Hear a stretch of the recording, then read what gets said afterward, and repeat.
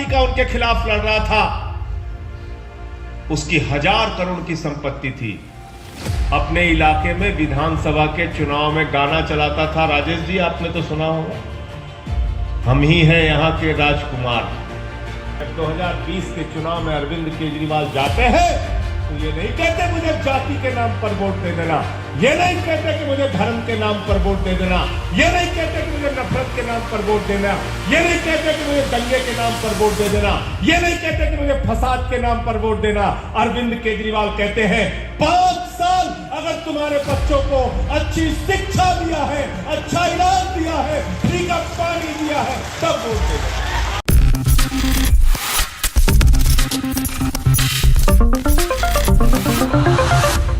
एक मजबूत लोकपाल का कानून बना दो,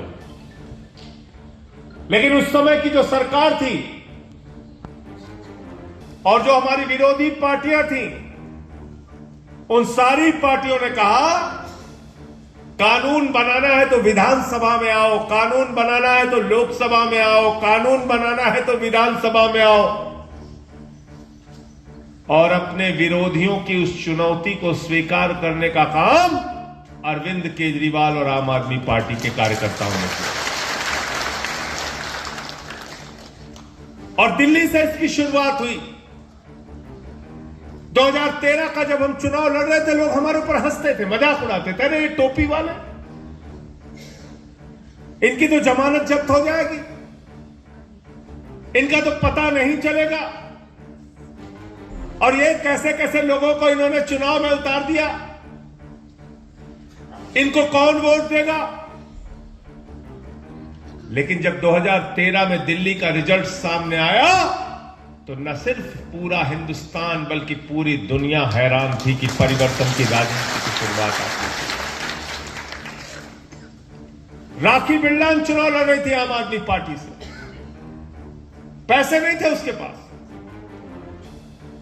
कार्यकर्ताओं ने चंदा इकट्ठा किया, चुनाव लड़ाया, और जो प्रत्याशी कांग्रेस पार्टी का उनके खिलाफ लड़ रहा था, उसकी 1000 करोड़ की संपत्ति थी। अपने इलाके में विधानसभा के चुनाव में गाना चलाता था, राजेश जी आपने तो सुना होगा, हम ही हैं यहां के राजकुमार, ये गाना चलता था, वो प्रचार ऐसे करता था। और दिल्ली की जनता ने राखी बिरला को पहला चुनाव 11,000 वोट से जिताया, दूसरा चुनाव 22,000 वोट से जिताया, तीसरा चुनाव फिर 25,000 वोटों से। अखिलेश त्रिपाठी वहां गए थे चुनाव लड़ने के लिए, नहीं गए थे तैयारी करने कि आईएएस बनेंगे, पीसीएस बनेंगे। संजीव झा गए थे वहां तैयारी करने। तमाम ये नौजवान साथी, ये कोई विधायक बनने नहीं गए थे, तो गए थे वहां आईएएस बनने के लिए, वहां पीसीएस बनने के लिए, तैयारी करने के लिए। लेकिन ये सारे लोग आंदोलन में आए, आंदोलन से पार्टी बनी तो चुनाव लड़े, और चुनाव लड़े तो इनके पास पैसे नहीं थे, साधन नहीं थे, संसाधन नहीं थे।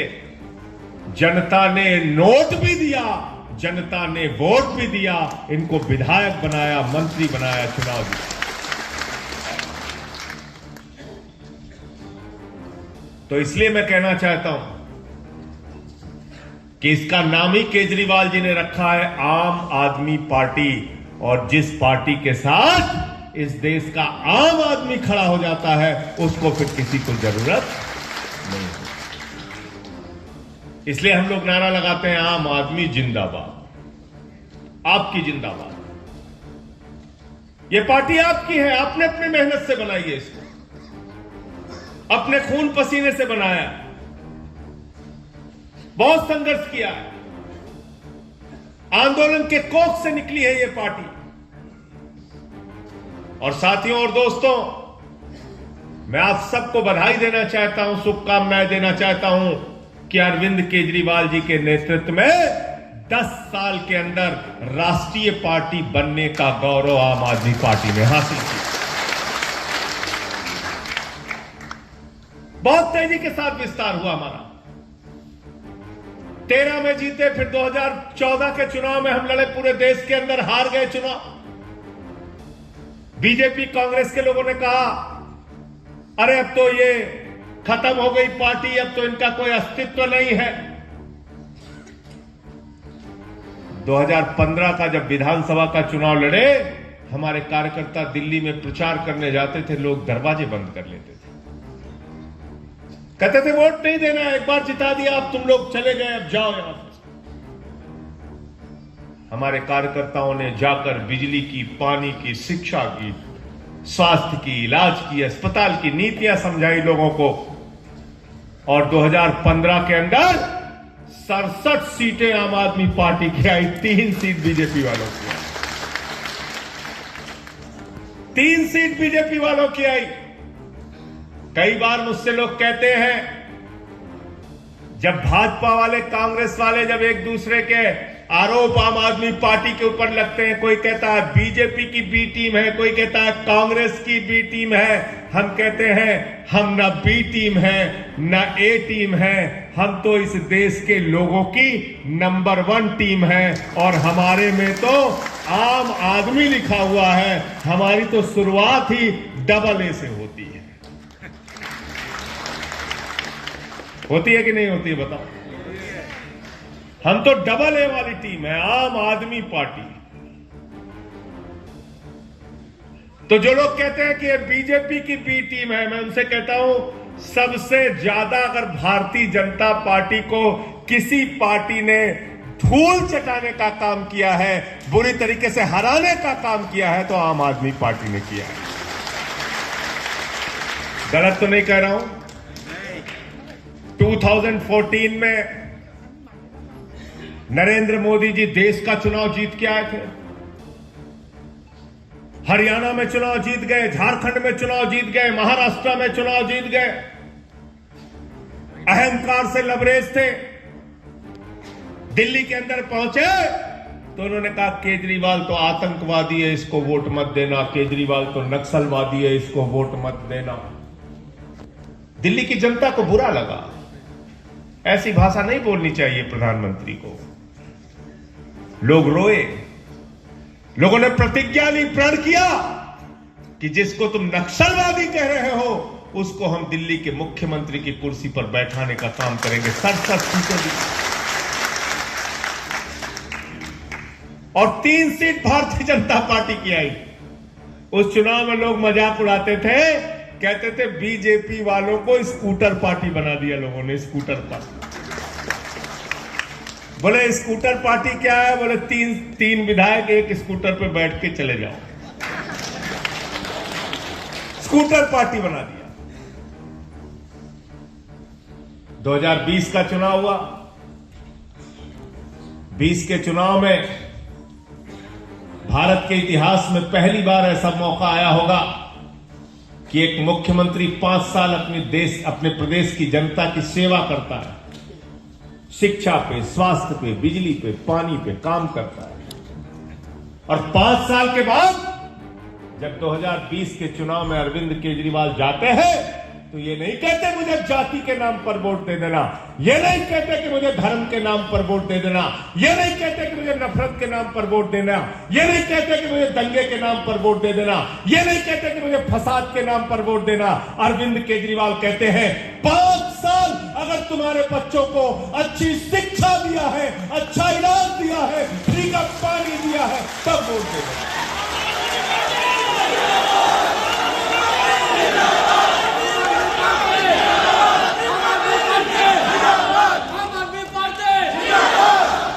बताओ कहा था कि नहीं कहा था? कहा था ना, काम किया है तो वोट देना, काम नहीं किया है तो वोट मत देना। आम आदमी पार्टी के कार्यकर्ताओं में भी यही साहस होना चाहिए कि जहां हम जाएं लोगों से एक ही बात कहें, भाई बताओ तुम अगर आम आदमी पार्टी को लाओगे तो तुमको दिल्ली के अंदर, पंजाब के अंदर जो सुविधाएं मिल रही हैं वही सुविधाएं आसाम के अंदर मिलेंगी। यही बातें हमें गांव-गांव तक पहुंचानी, हमारा यही मकसद होना चाहिए। और आम आदमी पार्टी का कार्यकर्ता जब अपने सर पे टोपी पहनता है, गांव में अपना कोई पर्चा लेके जाता है, तो उसको किसी से डरने और दबने की आवश्यकता नहीं है, क्योंकि आपका तो काम ही बोलता है। और वो काम क्या है? किसी ने नहीं सोचा था आजादी के बाद कि देश में एक ऐसी सरकार बनेगी जो ये कहेगी कि गरीब के घर में बिजली तो होनी चाहिए, गरीब के घर में रोशनी तो होनी चाहिए, लेकिन उस रोशनी की कोई कीमत नहीं होनी चाहिए। 200 यूनिट तक दिल्ली में बिजली फ्री और 400 यूनिट तक बिजली आधे दाम पर बिजली फ्री। अभी राजेश जी कह रहे थे, चौधरी साहब कह रहे थे कि यहां बहुत महंगी बिजली है, प्रीपेड बिजली कहते हैं कि नहीं, प्रीपेड। अगर पैसा भरवाया तो बिजली मिलेगी, पैसा नहीं भरवाया तो बिजली बंद हो जाएगी। अब की जब चुनाव में वोट मांगने के लिए आए तो इनसे कहना दिल्ली की तरह फ्री बिजली दोगे तो वोट देंगे, वरना तुम्हारी भी बत्ती गुल कर देंगे।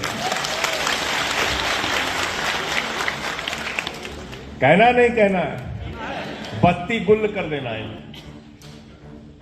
कहना तुम्हारी भी लाइट हम उड़ा देंगे। गलत तो नहीं कह रहा हूं? पहले मुख्यमंत्री हुए केजरीवाल जी आजादी के बाद, जिन्होंने कहा हर घर में 700 लीटर डेली पीने का साफ पानी मिलना तो चाहिए, लेकिन उस पानी की कोई कीमत नहीं होनी चाहिए। फ्री पानी देने का ऐलान। पहले मुख्यमंत्री हुए अरविंद केजरीवाल इस देश के, जिन्होंने कहा हमारे बच्चों को सरकारी स्कूल की शिक्षा के नाम पर मजाक उड़ाया जाता है। जिसका बच्चा सरकारी स्कूल में पढ़ता है उसको हे दृष्टि से देखा जाता है, उसको नफरत की निगाह से देखा जाता है। ये कहा जाता है ये तो सरकारी स्कूल में पढ़ने वाला गरीब बच्चा है, ये क्या कंपटीशन कर पाएगा। केजरीवाल ने कहा विश्व स्तरीय बेहतरीन सरकारी स्कूल बनाऊंगा जहां पर आम आदमी का, गरीब का बच्चा भी पढ़ता है।